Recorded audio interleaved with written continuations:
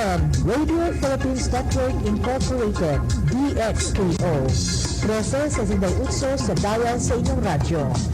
RPM DXKO, ang Radyo Ronda, dili sa Dakbayan sa Cagayan de Oro. Sibiyahan na may galaon sa katawhan, andam mo serbisyo sa tanan. Ang RPM DXKO Radyo Ronda, sakop sa KBP, kapisanan ng mga broadcaster ng Pilipinas.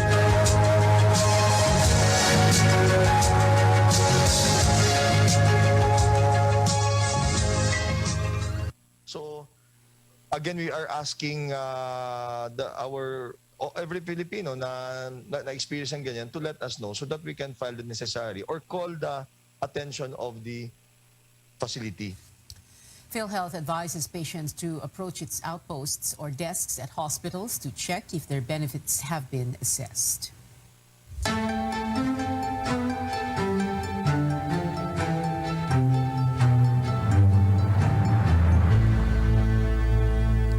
Broadcaster Erwin Tulfo and all other incoming cabinet officials will officially buckle down to work in a month's time. But this early, Tulfo is saying he will step down from office if he fails to deliver on his promises within a certain period. Tulfo will be Social Welfare Secretary under the Marcos administration. Speaking to CNN Philippines, Tulfo gave himself a deadline of 6 months to 1 year to introduce reforms in the agency.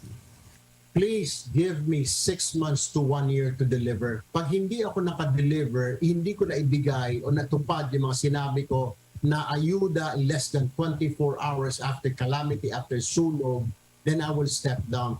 Just have to remind me, Mr. Tulfo, May 31, 2022, sabi mo bababa ka pag hindi ka nakadeliver. So after 1 year, sa May 31, 2023, if I haven't delivered and kept my promise, then I will step down, I promise.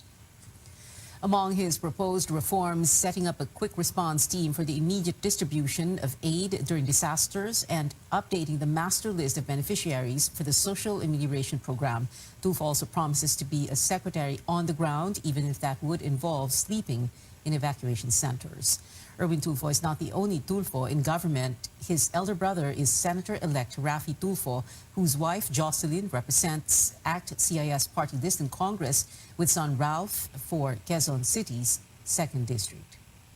Liloan, Cebu Mayor Cristina Frasco accepts President-elect Bongbong Marcos' offer to be the next tourism secretary. In a statement, Frasco says she is, quote, eager to support Marcos's vision to revitalize tourism so it may significantly propel the Philippines' post-pandemic economic growth, unquote. Frasco also cited her experience as a mayor in Cebu province, where tourism is a major economic driver. Frasco also thanked Vice President-elect Sara Duterte, whom she served as spokesperson, as well as her family and constituents for their support. Meanwhile, the Budget Department welcomes the choice of Bangko Sentral Assistant Governor Amena Pangandaman as incoming secretary. The agency says it is ready to work with her to ensure a smooth and orderly turnover of leadership. It believes, quote, reforms will be introduced and sustained to get the country through the transition period of post-pandemic recovery, growth, and sustainability, unquote. Well, let's take a look again at how the Marcos cabinet is shaping up. As of May 30, there are so far 17 appointees, including his running mate and now Vice President-elect Sara Duterte, who will take the helm of the Education Department. Also serving under the administration, some of his allies, including spokesperson Vic Rodriguez, who will be his executive secretary, and campaign manager Benjamin Abalos, who will head the Interior Department, as well as experts and former officials of past and current administrations. But we're still waiting for Marcos's picks for other agencies, including the Departments of Agriculture, Energy, Environment, Foreign Affairs, Health, Defense, Transportation, and Science and Technology. Incoming Press Secretary Trixie Cruz Angeles says they will announce more nominations in the coming days. Senator Cynthia Villar supposedly offered to share the Senate presidency with her colleague Mig Zubiri. That claim coming from Senator Bato de la Rosa. Zubiri earlier said colleagues who want him to become the Senate president reject the idea of term sharing. Open naman si Senator Cynthia ng term sharing. In fact, nag-offer siya noon pa. Meanwhile, Senator Amy Marcos says her brother, President-elect Bongbong Marcos, is unlikely to endorse anyone. Zubiri earlier said Marcos sought help from him and House Majority Leader Martin Romualdez to craft a legislative agenda. Oh, it's most unlikely and quite improper. As you're well aware, this is separation of the three branches of government. Hindi po tayo nanghihimasok sa executive. Ang executive hindi papakialaman ng judiciary and so on and so forth. Kasi hindi naman siya tama, di ba? But Senator Marcos says she is not privy to that meeting. Coming up on Newsnight, another series of incidents in the West Philippine Sea prompts Manila to take new diplomatic actions against Beijing.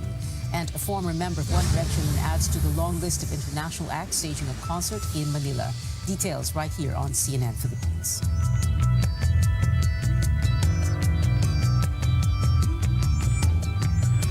Land Bank has always believed that in this country, we have to dream big. And so we learn to build something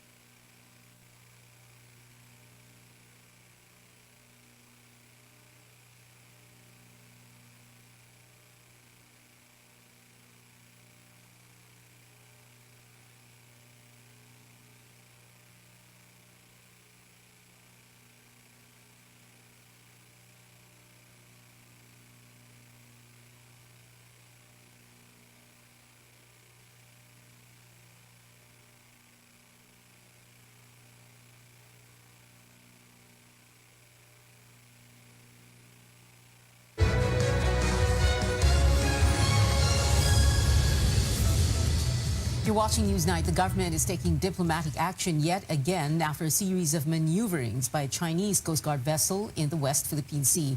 Tristan Adalvo reports a senior Chinese official was summoned to protest the incident. The Foreign Affairs Department assures the public that it is taking appropriate actions for violations of Philippine maritime rights in the West Philippine Sea. The statement comes after Washington-based Asia Maritime Transparency Initiative recorded 3 incidents in the recent months involving the alleged intimidation or interference of Chinese Coast Guard ships with Philippine and Taiwanese research vessels in our territory.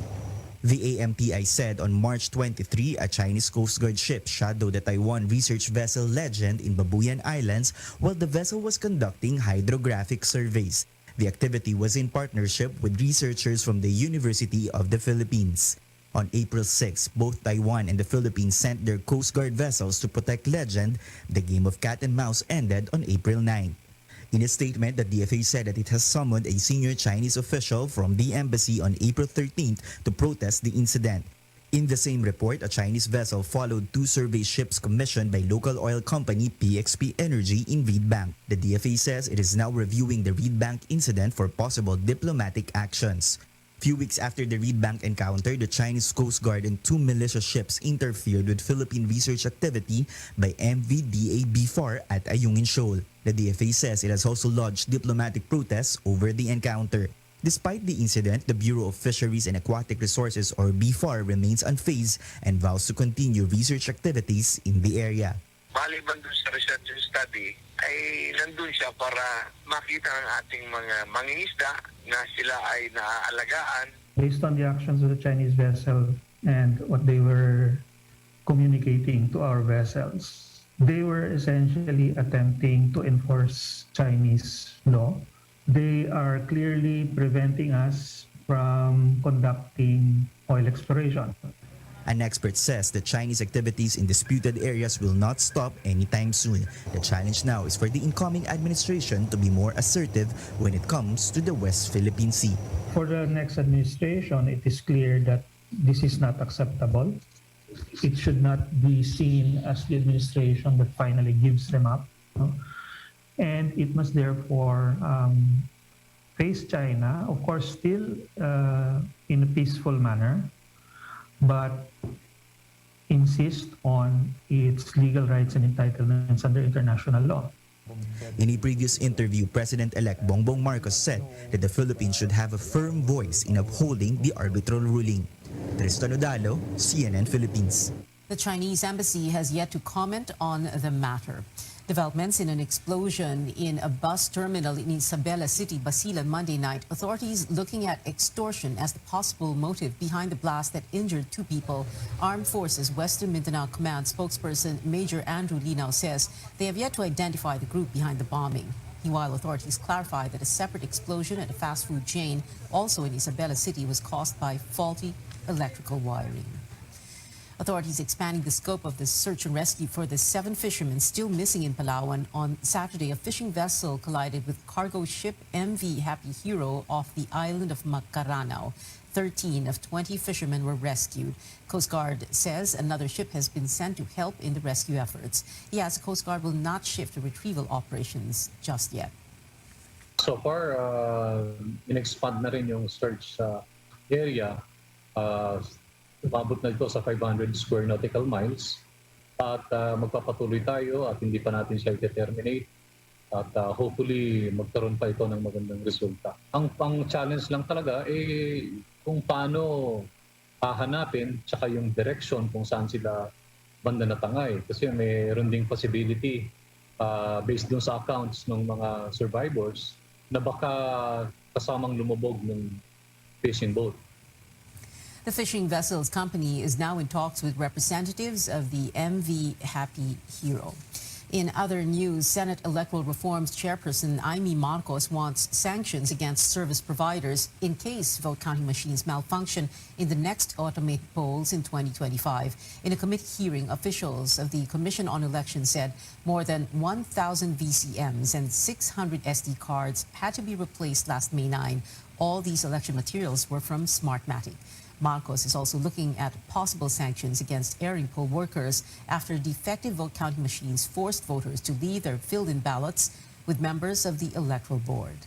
Should we categorize as election offenses failing to require the voter to execute a waiver, failure to properly brief the voter, coercing or forcing the voter in some way to simply leave his filled-in ballot? That can be included as one of the election offenses. Only 4 out of 260 national candidates have submitted their campaign spending reports before the COMELEC so far. COMELEC says only senatorial candidate Guillermo Eleazar and 3 party lists have turned in their Statement of Contributions and Expenditures, or SOSE. The SOSE is due on June 8, 30 days after Election Day. Through the spending report, COMELEC can monitor campaign overspending and whether candidates receive funds from foreigners or prohibited industries such as public utilities and banks. Winning bets who are unable to file their sources cannot assume office, while overspending candidates will be disqualified. World updates now. Last week's deadly school shooting is fueling debates on gun control in the United States. U.S. President Joe Biden admits he can only do so much. But as CNN correspondent MJ Lee tells us, Biden is hopeful lawmakers will finally do something to combat gun violence. We can never repay the sacrifice, but we will never stop trying. President Biden marking Memorial Day with a visit to Arlington National Cemetery, honoring the American men and women killed while serving in the U.S. military. Freedom is worth the sacrifice. Democracy is not perfect, but it's worth fighting for. If necessary, worth dying for. The solemn commemoration coming as the country continues to grieve the horrific mass shooting at an elementary school in Uvalde, Texas, that left 19 children and 2 adults dead. Those killings reigniting the fraught national debate on gun control and putting new pressure on the president and lawmakers in Washington alike to take meaningful action. I know that it makes no sense to be able to purchase something that can fire up to 300 rounds. The Second Amendment was never absolute. The president signaling a hint of optimism about some of his GOP colleagues in Congress. I think things have gotten so bad that everybody's getting more rational about it. At least that's my hope and prayer. I consider McConnell a rational Republican, and Cornyn is as well. I think there's a recognition on their part that we can't continue like this.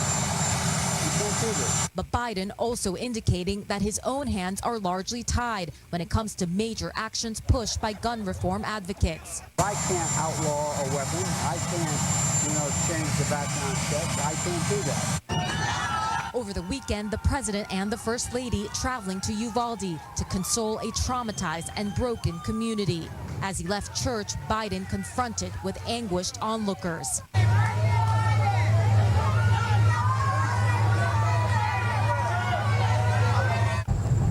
Back in Washington, some Democratic lawmakers also sounding cautiously optimistic. There are more Republicans interested in talking about finding a path forward this time than I have ever seen since Sandy Hook. We're talking about red flag laws. We're talking about strengthening and expanding the background check system. While many Republicans appear eager to focus on strengthening school security systems. The things that would have the most immediate and succinct effect and tangible effect on these things, and that's actual security at a school. The European Union has agreed on a partial ban on Russian oil imports. The new package of sanctions will cover upwards of 2/3 of oil imports from Russia. This cuts a, quote, huge source of financing for Moscow's war machine. The EU says it will ban 3 more Russian state-owned broadcasters and penalize individuals responsible for war crimes in Ukraine. The package will also remove Russia's largest bank from the global payment system, SWIFT. Back here at home, transport groups make an appeal to commuters as costly fuel forces jeepney drivers to skip their trips. Groups clarify there were no transport strikes. They admit, though, a number of drivers ended up canceling trips because of expensive diesel. Just today, per liter diesel prices are up by 1 peso and 20 centavos. Humihingi din ho kami ng pangunawa sa ating mga mahal na mananakay. Kayo po yung unang-unang binibigyan namin ng serbisyo publiko. Pangalawa na lamang po yung aming pagkakakitaan. Pero po kung wala rin ho kaming maiuwi sa aming pamilya o wala rin ho kaming maikargang diesel, papaano nga ho kami makakapagserbisyo sa inyo ng tama at maayos? Transport groups continue to hope for excise tax cuts and a minimum fare hike. As they call for faster fuel subsidy distribution, they're also arranging a dialogue with President-elect Bongbong Marcos. Straight ahead on Newsnight, a world-famous landmark pays tribute to Britain's Queen Elizabeth II. Plus, pole vault sensation EJ Obiena leaps for the top prize once again, this time in Italy. Stay tuned to CNN Philippines.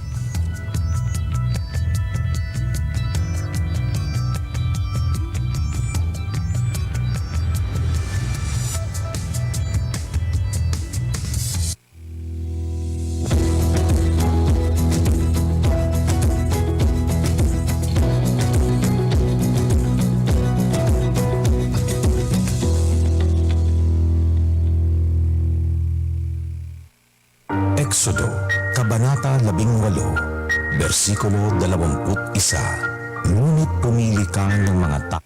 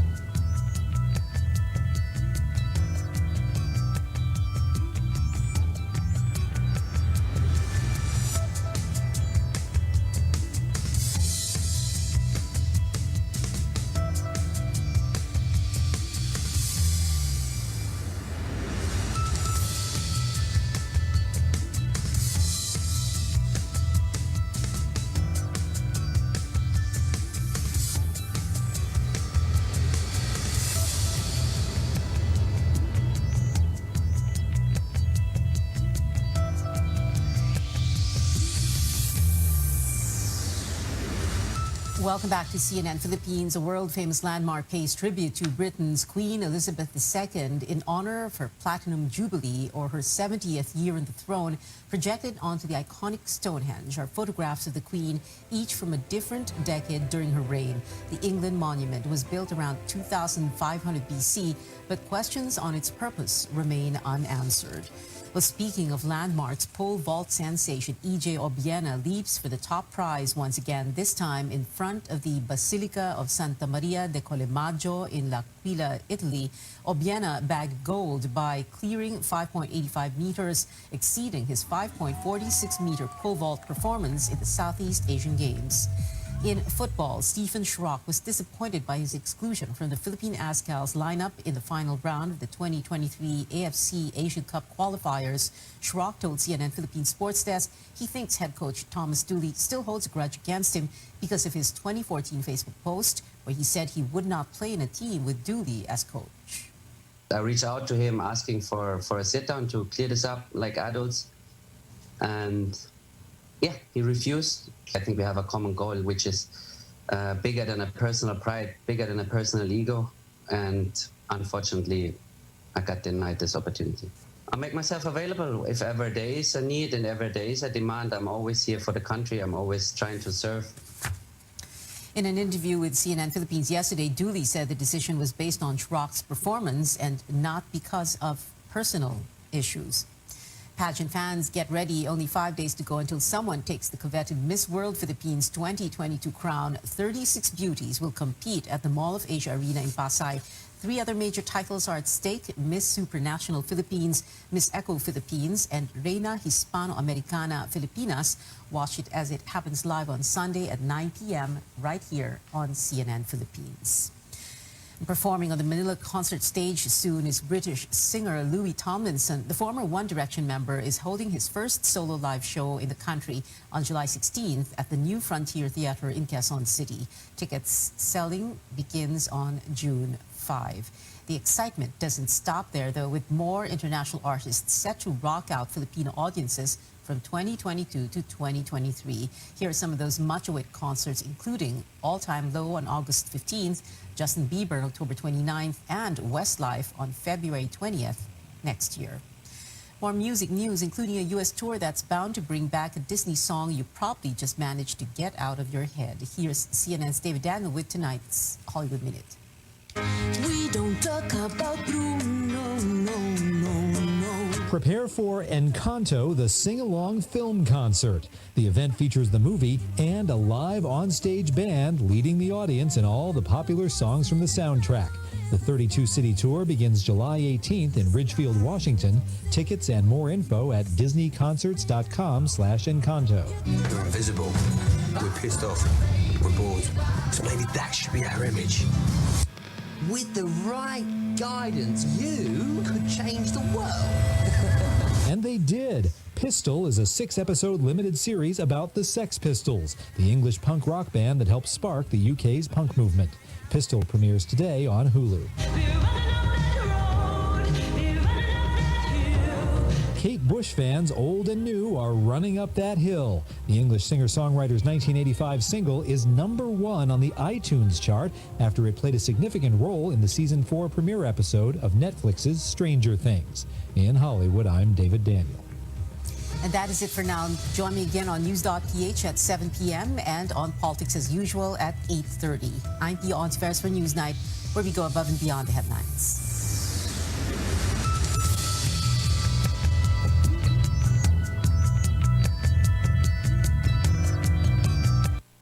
This program is brought to you by... So many questions about what is the federal government doing. Do you get the anger that is out here? How concerned are you about the front line? You don't believe that there's a racial divide here. Looking back, as president, did you tell the story of race in America enough?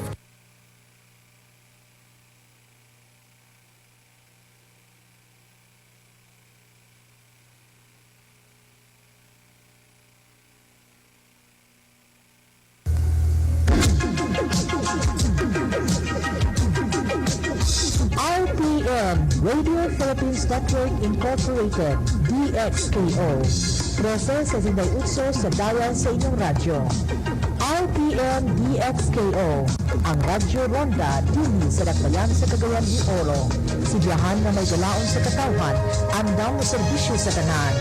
Ang RPN DXKO Radyo Ronda sakop sa KBP, kapisanan ng mga broadcaster ng Pilipinas.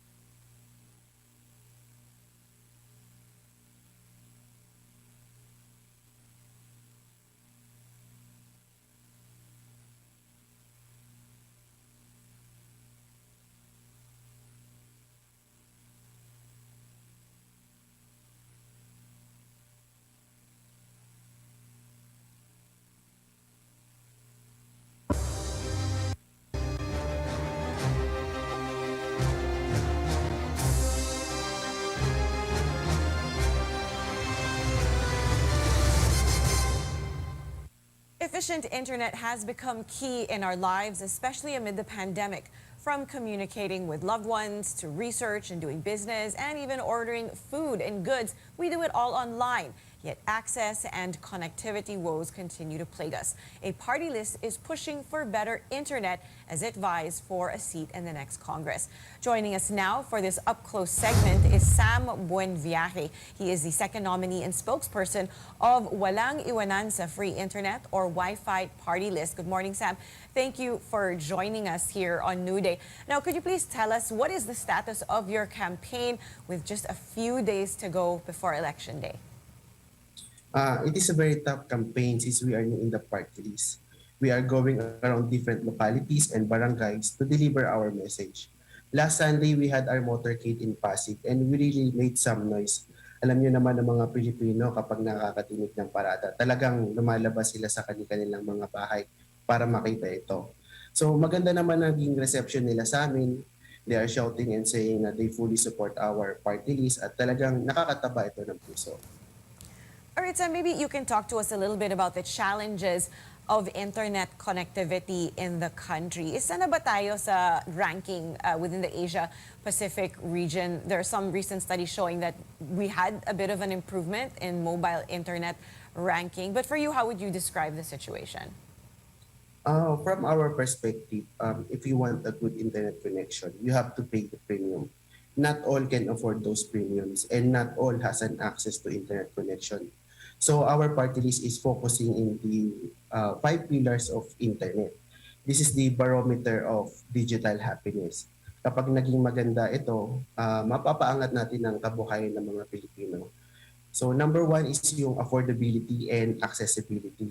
As I've said earlier, not all can afford the premiums to pay the internet connections and not all has the access for the internet. Number 2 is the quality. Before, nasa number 88 tayo sa broadband. But now, siguro nasa number 63 na tayo. Pero mababa pa din ito. Third is the electronic infrastructure. Telcos are having hard time in the installation of fiber optics due to strict requirements of LGU. Hayaan natin yung mga telco siguro na makapaglatag ng kanilang infrastructure. Alisin natin ang mahigpit na requirements lalo na sa pag-apply nila ng mga permit sa LGU. Ito yung tutulungan namin talaga sila doon. Doon naman sa mga hindi marating na lugar ng telcos, ito yung kailangan natin i-focus. Ito yung mga unserved and underserved. Meron tayong tinatawag na EO127. Naglalayon ito na palawakin na magiging source ng very small aperture terminal or VSAT na hindi na kailangan kumuha ng prangkisa para makapag-servisyo sa ating mga komunidad. Ito yung community via satellite high speed for remote population. Ito yung meron kang teleport sa baba, sa lupa, tapos kukuha ka ng signal galing sa satellite, ibabato ito sa mga VSAT, meron kang IP modem, may server ito, tapos makakapagtayo ka ng mga base station. Doon sa base station, meron kang mga Wi-Fi access point na magbabato sa mga community, sa mga bahay-bahay, doon sa mga baryo, maliit na munisipyo o hindi natin kailangan ng mga cell towers para makapitan ng fiber optics. Oh. So basically, there's no excuse to have areas within the country that don't have internet. I know that your group is calling for a digitized and smart Philippines. And in order to achieve this, do you think we need more providers or we just need better providers? I think we need more providers kasi kulang ang mga cell towers natin, and yung mga far reach na mga isla ng Pilipinas, wala talaga silang access sa internet. Wala silang mga cell towers. Kaya naman mas maganda magkaroon ng mga satellites kagaya ng sinusulong nga ng EO127. Babantayan natin sila.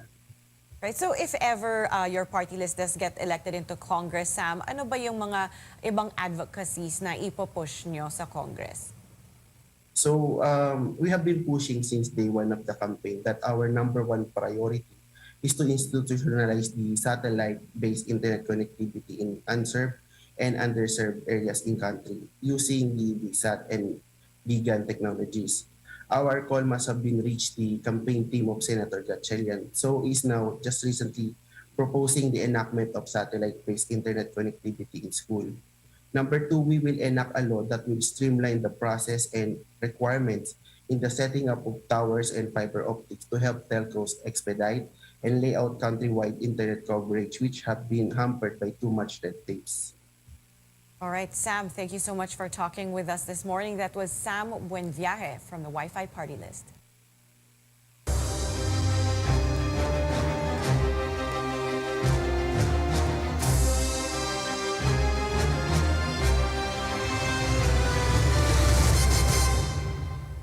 Efficient internet has become key in our lives, especially amid the pandemic. From communicating with loved ones to research and doing business and even ordering food and goods, we do it all online. Yet access and connectivity woes continue to plague us. A party list is pushing for better internet as it vies for a seat in the next Congress. Joining us now for this up-close segment is Sam Buenviaje. He is the second nominee and spokesperson of Walang Iwanan sa Free Internet or Wi-Fi Party List. Good morning, Sam. Thank you for joining us here on New Day. Now, could you please tell us what is the status of your campaign with just a few days to go before Election Day? It is a very tough campaign since we are new in the party list. We are going around different localities and barangays to deliver our message. Last Sunday, we had our motorcade in Pasig and we really made some noise. Alam niyo naman ng mga Pilipino kapag nakakatinig ng parada, talagang lumalabas sila sa kanilang mga bahay para makita ito. So maganda naman naging reception nila sa amin. They are shouting and saying that they fully support our party list at talagang nakakataba ito ng puso. All right, so maybe you can talk to us a little bit about the challenges of internet connectivity in the country. Isa na ba tayo sa ranking within the Asia-Pacific region? There are some recent studies showing that we had a bit of an improvement in mobile internet ranking. But for you, how would you describe the situation? From our perspective, if you want a good internet connection, you have to pay the premium. Not all can afford those premiums and not all has an access to internet connection. So our party list is focusing in the 5 pillars of internet. This is the barometer of digital happiness. Kapag naging maganda ito, mapapaangat natin ang kabuhayan ng mga Pilipino. So number 1 is yung affordability and accessibility. As I've said earlier, not all can afford the premiums to pay the internet connections and not all has the access for the internet. Number 2 is the quality. Before, nasa number 88 tayo sa broadband.